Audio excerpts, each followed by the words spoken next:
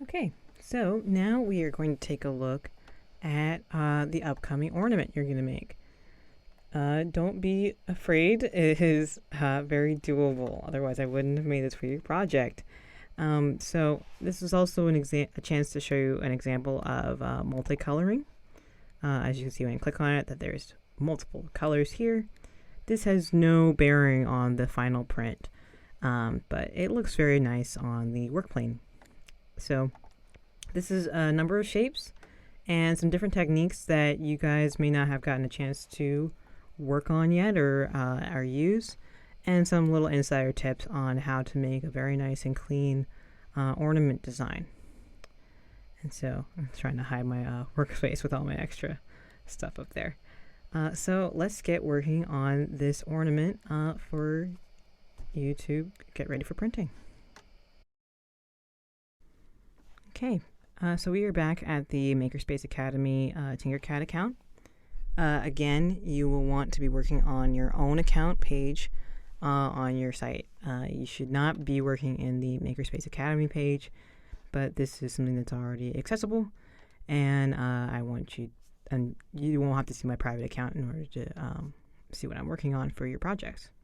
So we're going to get started by going to New and 3D Design. And again, if you had just finished your button, you could have gone up here to Recent Designs and pressed New Design as well. First things first, what do? We're going to title our document. This is Ornament _ my name _ middle initial and enter. Okay, so we are going to start with a cylinder. It should be a familiar shape by now. And our cylinder base is going to be 60 by 60 by 3. So we're going to input that here.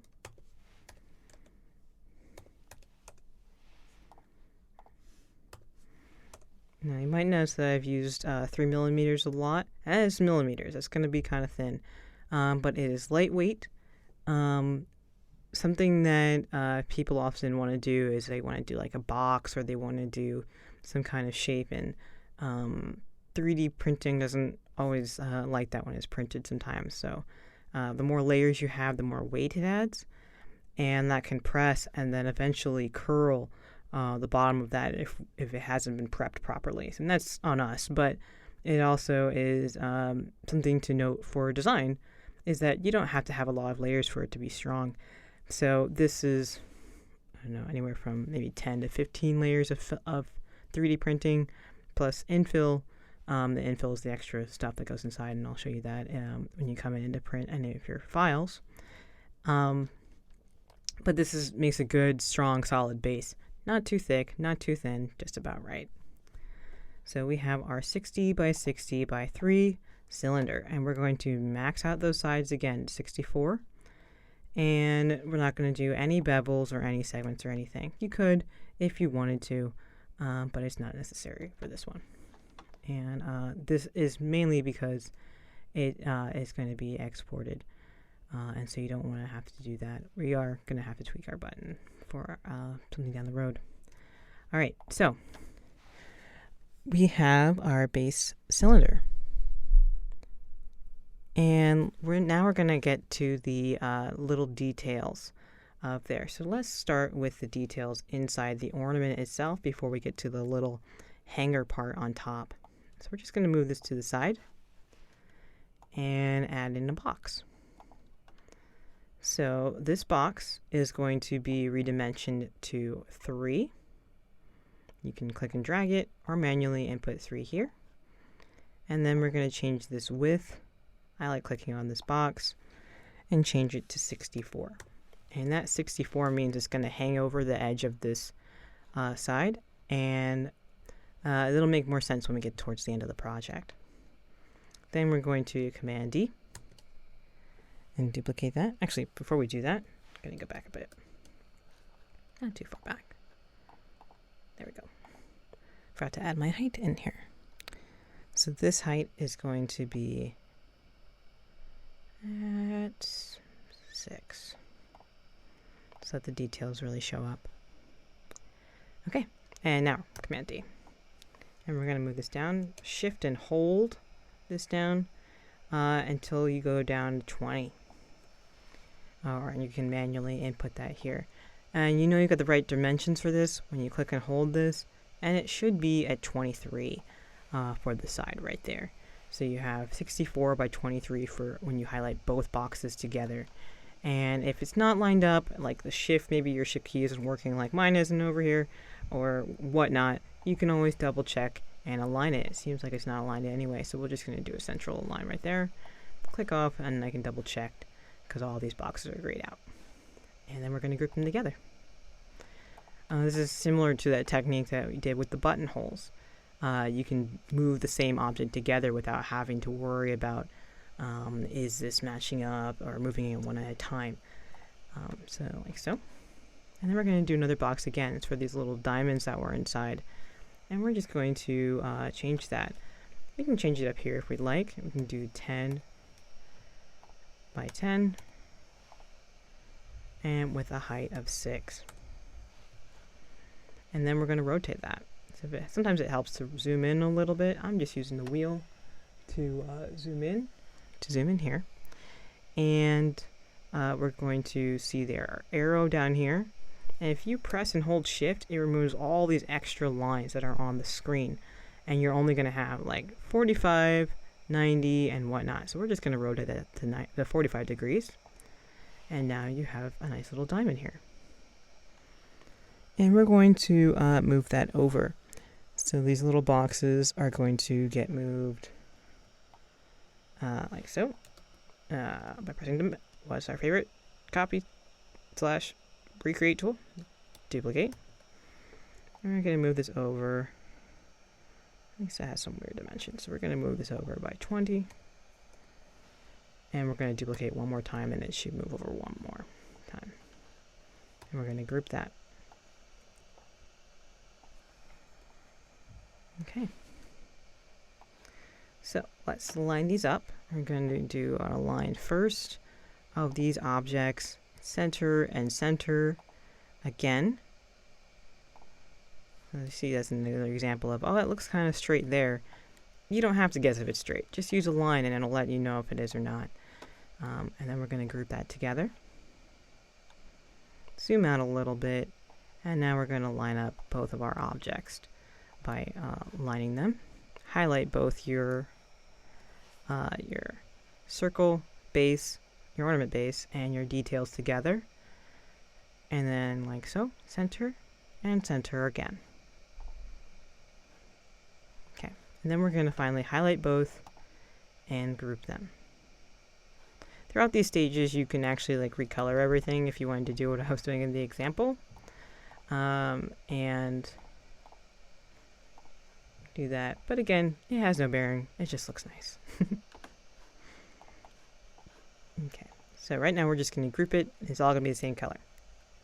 Okay, and what now? Okay, so you have this really nice ornament, and it's got all these sides hanging off. This is exactly what I'm about to show you is truth. I showed you exactly how I made it when I first made this ornament. So there is a way to remove all these extra bits very cleanly without having to maneuver it around. I personally like this, having used more advanced 3D software, I like the technique that's here. Because you don't have to change each point. Like if you were using a 3D software, there'd be a point on the edge of these little boxes and everything. You have to keep kind of moving it around. This is easier. So we're going to zoom out, and now we're going to make a kind of a special hole. So you can use your hole for negative space as well. And I'm going to ungroup this for just a sec. And grab this cylinder. It'll save me a couple seconds. And I'm just using Option and Shift to move it over. You can also use Duplicate, Shift, and move it over. Shift, hold, left mouse hold, and drag it over. Doesn't matter where. Regroup all of your ornament pieces and move it aside if you need to. Alright, so then we have our base here. Now we're just copying this because this is essentially going to become a starter for a negative space. So we're going to just adjust the height here. And we're going to press on that box there, or the very top, and then manually put in 20. If you remember, 20 is one of our default sizes. So I clicked on a box, dropped it into my work plane, and now I'm going to click this box here and input 80 by 80. I'm going to highlight my taller copied ornament base and this new red box that I added in here. Align both of these up. And then we're going to press and hold Shift. Click on the red box. It's not listening to me yet. Still selected 2. Unclick. Get out of alignment first. And then Shift and then press the red box. And right now you have just a cylinder. If for whatever reason it's not working and you've clicked off of it, highlight both of these, Shift, and press the red box to get to your cylinder again. So we're going to turn that cylinder into a hole. So from the solid over to a hole, highlight both of these together, double check to make sure that these are both aligned, and then press Group. And you have this piece here. So now you have this extra space right here, and we're going to highlight both of these together. Align them both, center and center, and we're going to turn this red object into a hole. And so now you can see that it is grayed out some spots right here, and that's the edge of your ornament. So it creates a negative space that when you group it, it'll cleanly remove the edges, and now you have this nice ornament here. Now let's add our hanger. We're going to grab a box, drop it into our work plane. I'm just going to center it a little bit. And I'm going to lower the height of this box to 3. And then we're going to add another box here. You can either duplicate this box and change it to these dimensions, or you can just grab another box. I'm going to grab this whole box over here, put this here. We're going to increase the height of this to 5 more, so it's 225. Not 225, just 25, 25 is on the screen. And then we're going to narrow it down to 5. Like so. So your dimension should be what's on the screen right now. And then we're going to move this over.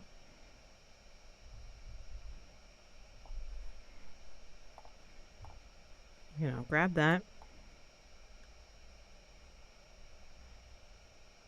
And we're going to make it, we're going to turn the, I said grab that. There are double arrows here for your rotation. This is on the red, so it's going to be kind of hard to see. You can always shift and move it over. Right click and move over until you have, you can see another set of double arrows. They're the same thing. As long as you're clicking these ones here and it's rotating around like that. So we're going to rotate this over to 5 degrees. And you can manually input 5 if it's a little easier than trying to rotate it. And then we're going to move over our box. You can just nudge it with the arrow keys until it's just encompassing.